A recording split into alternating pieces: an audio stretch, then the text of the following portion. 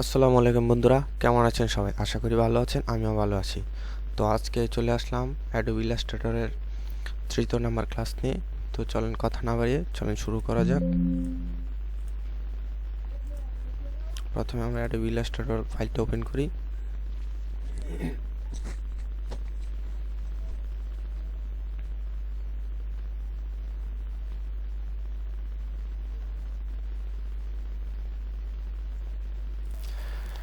তো বন্ধুরা, গত ক্লাসে আমরা আলোচনা করেছি 4টি টুলস সম্পর্কে: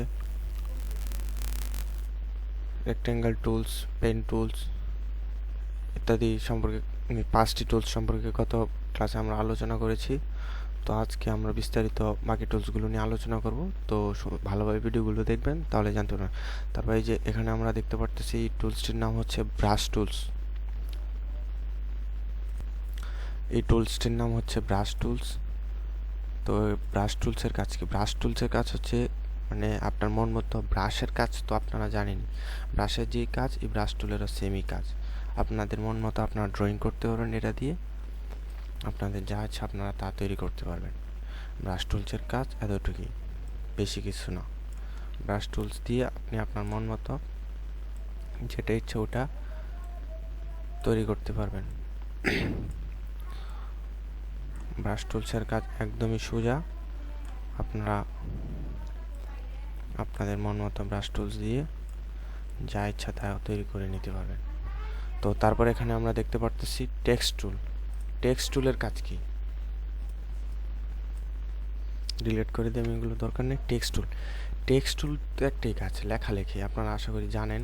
টেক্সট টুলে যে আপনার টেক্সট টুলটা সিলেক্ট করবেন, সিলেক্ট করার পর এখানে ক্লিক করবেন, ক্লিক করার পর আপনার যা ইচ্ছা তা আপনারা লিখতে পারবেন। এই যে এখান থেকে আপনি আপনার টেক্সটের সাইজ বড় ছোট করে নিতে পারবেন আপনার মন মতো। বড় দিয়ে দিই, এখান থেকে আপনার টেক্সট ফন্ট চেঞ্জ করতে পারেন। এই যে ক্যারেক্টার্স লেখা আছে, এখান থেকে সেট দ্য ফন্ট ফ্যামিলি, এই জায়গায় গিয়ে আপনি আপনার ফন্ট চেঞ্জ করে নিতে পারেন আপনার মন ইচ্ছা মতো। কারণ এটাই দিলাম, এখানে আমার নাম লিখলাম সরি ডি দেখতে পাচ্ছেন। আপনারা আপনাদের মন মতো যেখানে যেটা লেখার ইচ্ছা ওটা লিখতে পারবেন, এবং যেটাকে যে তারপর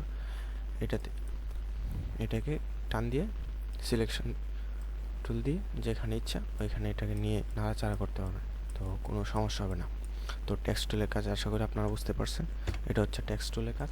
টেক্সট টুল আপনারা ধীরে ধীরে বুঝতে পারবেন। টেক্সট টুলের মধ্যে কিন্তু আরও কিছু অপশান আছে। দেখেন টাইপ টুল, দেখেন type tool on a path টুল। এটার কাজ কি? ধরেন আমি একটা পাথ নেই, ধরেন আমি এটা নিলাম, তখন আপনি আপনার লেখাগুলো রাউন্ড করবেন। এরকম আপনার লেখা চাচ্ছেন যে এরকম রাউন্ড আকৃতির হবে, তো আপনার লেখা আপনি এরকম রাউন্ড আকৃতির কীভাবে করবেন?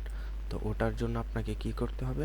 প্রথমে একটা সার্কেল নিতে হবে। সার্কেল নেওয়ার পর এটা টাইপ অন পাথ টুল এটা সিলেক্ট করতে হবে। করার পর আপনি ওই রাউন্ডটা ওই সার্কেলের মধ্যে ক্লিক করবেন। ক্লিক করার পর আপনার এই যে দেখেন আপনার লেখাটা পুরো রাউন্ড হয়ে গেছে। তারপর এখানে আপনি লিখতে পারেন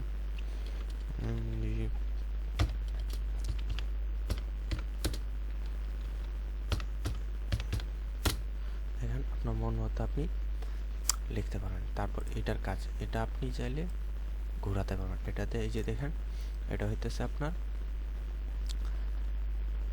রোটেট টুলস দিয়ে আপনি আপনার মন মতো যে কোনো কিছু মানে ঘোরাতে পারবেন, মানে ঘোরানোর জন্য আর কি। রোটেট টুলস সিলেক্ট করে আপনার মন মতো আপনি লেখাগুলো যেদিকে ইচ্ছা আপনার ওইদিকে নিয়ে যেতে পারবেন। আমারটা উপরে থাকলে হয়, আমি উপরে রেখে দিলাম। তো রোটেট টুলসের কাজ হয়তো সেটা। আর টেক্সট টুলের কাজ, টাইপিং টুলের কাজ তো আমি দেখালামই। আর ভেরিফিকেশন টুলস এটাও সেমই। এটা হচ্ছে আপনার এভাবে লম্বালম্বিভাবে লেখার জন্য এটার কাজ হইতেছে এটা। ঠিক আছে, মানে এভাবে কিছু লিখবেন, তো এভাবে লেখার জন্য এভাবে আপনি লিখতে পারেন। তো এগুলো আস্তে আস্তে ধীরে ধীরে আপনার কাজ করতে করতে বুঝে যাবেন কোনটার কাজ কি। তো সিলেকশন টুলস ব্যবহার করে আমি সবগুলো ডিলিট করে দিই। তো আশা করি নামগুলো আপনাদের মনে আছে। প্রথমটার নাম হচ্ছে সিলেকশন টুলস, তারপরটা ডাইরেক্ট সিলেকশন টুলস, তারপরটা পেন টুলস, তারপরটা নাম আসতেছে না কেন, তারপর একটা কার্ভেটর টুলস, নামটা আসতেছে না। তারপর এটা হচ্ছে রেক্টেঙ্গেল টুলস, এটা হচ্ছে ব্রাশ টুলস অথবা পেন্টিং টুলসও বলতে পারেন। ফটোশপে ব্রাশ টুলস লেখা আর কি, আমি তো বেশিরভাগ ফটোশপ ইউজ করি, এই জন্য এটা ব্রাশ টুলসই আমি বলি। পেন্টিং টুলসও বলতে পারেন, একই সেম। আর এটা হচ্ছে টাইপিং টুলস মানে টেক্সট টুলস আর কি। আর এটা রোটেট টুলস, এটার কাজ ঘোরানো যে কোনো কিছু। আর এটা হচ্ছে ইরেজার তো আপনারা বুঝিনি, রাবার। কারণ আমি ব্রাশ টুলস দিয়ে কিছু আঁকাকি করছি, কিন্তু আমি এতটুক জায়গা আমি মুছে দিব। তো রাবার সিলেক্ট করলাম আর মোছা শুরু করলাম, মানে রাবারের কাজ যা আর কি। তো আশা করি আপনারা বুঝতেই পেরেছেন রাবারের কাজ কতটুকু। মানে ব্রাশ দিয়ে কোনো কিছু আঁকাকি করলে আপনি, অথবা কোনো একটা ছবি আপনার এরিয়ার বাইরে চলে গেছে, তখন আপনি ব্রাশ দিয়ে এটাতে চাইলে মুছে দিতে পারেন। তো তারপরে এখানে রয়েছে আপনার টুলসটার নাম আসতেছে না, হ্যাঁ, শেপ বিল্ডারের কাজ কি? শেপ বিল্ডারের কাজটা খুব মনোযোগ দিয়ে দেখবেন। তো আমি ডিলিট করে দিই এগুলো।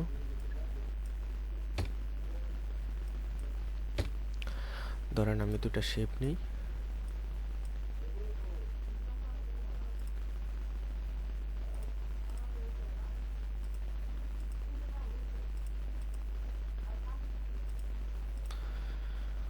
তো এটা আমি কালারটা চেঞ্জ করে দিই।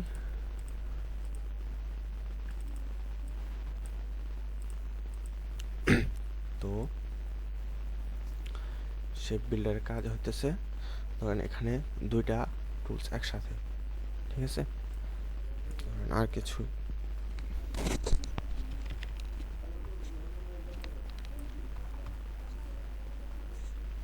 একটু ছোট করে দিই আমি।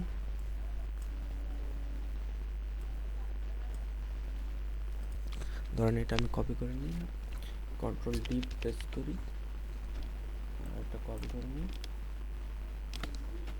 কন্ট্রোল ডি, এই যে।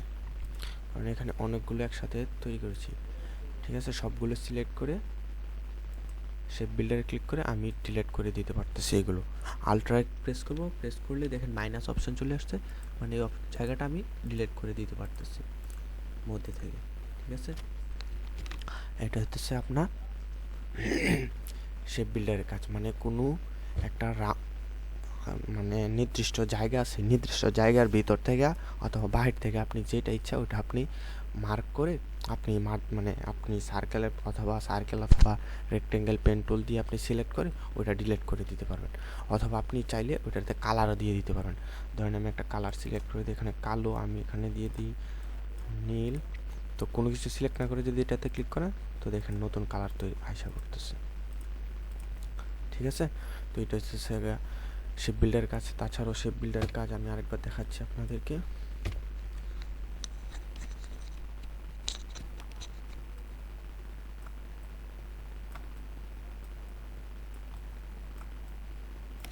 এই যে দেখতেছেন আমি কতগুলো এখানে এই চতুর্ভুজ নিলাম আর কি রেক্টেঙ্গেল টুলস দিয়ে। এখন দেখেন অনেকগুলো বাইরে চলে গেছে, আমার পেজের বাইরে চলে গেছে, কিন্তু আমি চাচ্ছি যে সিস্টেমটা এরকম থাকবে কিন্তু পেজের বাইরে যাবে না। তো আমরা কী করবো, প্রথমে আমরা রেক্টেঙ্গেল টুলস নেব একটা, নিয়ে পুরোটা সিলেক্ট করবো, মানে আমাদের কতটুকু জায়গা আমাদের প্রয়োজন। সিলেক্ট করার পর এখানে দেখেন, এখানে কিন্তু ফিল কালার দেওয়া আছে লাল, ফিল কালার আমি ক্রস করে দিব, ঠিক আছে। ফিল কালার এই যে ক্রস করে দিলাম। আর হইতেছে স্ট্রোক কালার, এটা হচ্ছে স্ট্রোকের কালারও ক্রস, মানে আমাদের শুধু মানে সিলেক্ট করার অপশনটা দেখা যাচ্ছে, ঠিক আছে। স্ট্রো নাই, ফিল কালারও নাই। তো তারপর আমরা কি করব, পুরোটা কিন্তু সিলেক্ট করা আছে দেখেন।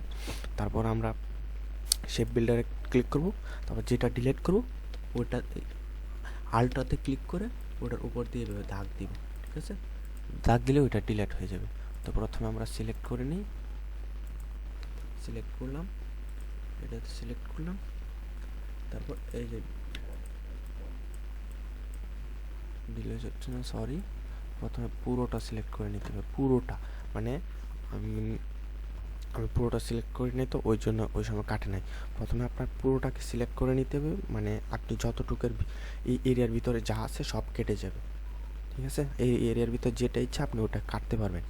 তো তারপর আমি সিলেক্ট করলাম শেপ বিল্ডার সিলেক্ট করার পর আল্ট্রাতে চাপ দিয়ে এই যে দেখেন একটা জালি, এই যে দেখেন একটা জালি একটি তৈরি হয়েছে, মানে এটা ডিলিট হয়ে যাবে, দেখেন, আর মাউসের এখানে একটা মাইনাস চিহ্ন আছে, এটাতে ক্লিক করলে চলে গেছে, এটা চলে গেছে। আমি ক্লিক করলে দেখেন বাইরেগুলো চলে যাচ্ছে খুব সহজেই। আমি কন্ট্রোল জেড দিয়ে দেখা যায়, এই যে দেখেন একটা জালি একটা সিস্টেম চলে আসছে, ঠিক আছে। এটা আমি চাইলে একটা ক্লিক করলে এটা ডিলিট হয়ে যাবে, এটা ডিলিট হয়ে গেছে।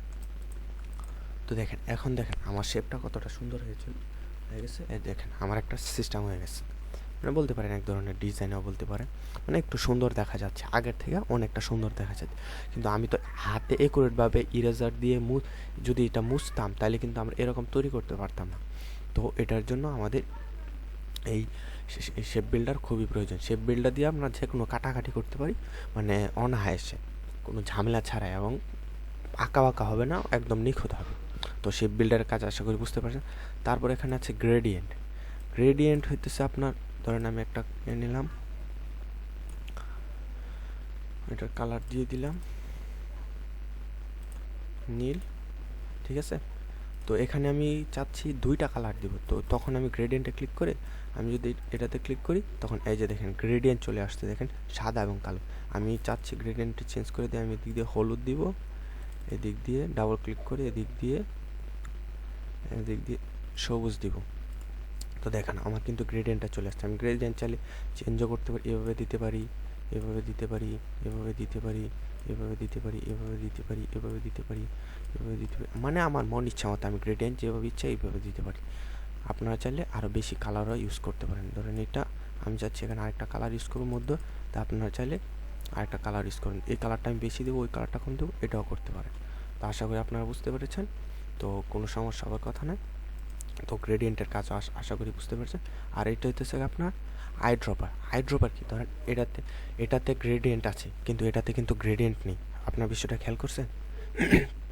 কিন্তু আমি চাইলে এক ক্লিকে ধরেন এটাতে যেই সেম কালারটা আছে, সেম ফ্রন্টের সাইজ আছে, মানে সব কিছু আমি এটাতে এক ক্লিকে নিয়ে আসা করতে হবে। তো প্রথমে আমরা যেটাতে আনবো ওটা সিলেক্ট করবো, ধরেন এইটা আমরা এটাতে আনবো, এই ভিতরে যতটা কালার আছে সব কালার এটাতে আনবো। তো এটা সিলেক্ট করলাম, আইড্রপে দিলাম, ক্লিক করলাম, দেখেন পুরো গ্রেডিয়েন্ট কালারটা এক নিমিষে চলে আসছে, সেম টু সেম। এটা একটু বড় দেখে গ্রেডিয়েন্ট একটু বেশি বড় হয়ে গেছিলো, ঠিক আছে। কারণ আমি আরেকটা ডেমো দেখাই আপনাদেরকে। এই যে দেখেন এইটা, ধর এইটা আর এটা, এই দুইটা তো সেমই না, হ্যাঁ এই দুইটা সেম, কিন্তু এটার কালার কি লাল, এটার কালার কি গ্রেডিয়েন্ট, ঠিক আছে। আমি গ্রেডিয়েন্টটা চেঞ্জ করি, গ্রেডিয়েন্টটা আমি এভাবে দিই, এটার কালার দিয়ে দিই ব্ল্যাক, সরি ব্ল্যাক ভালো লাগতেছে না, আমি পিঙ্ক দিয়ে দিই, আর এটার কালার দিয়ে দিই আমি গ্রিন। আগেই তো ভালো ছিল, হ্যাঁ এটাই থাক, ধরেন এই কালারটা।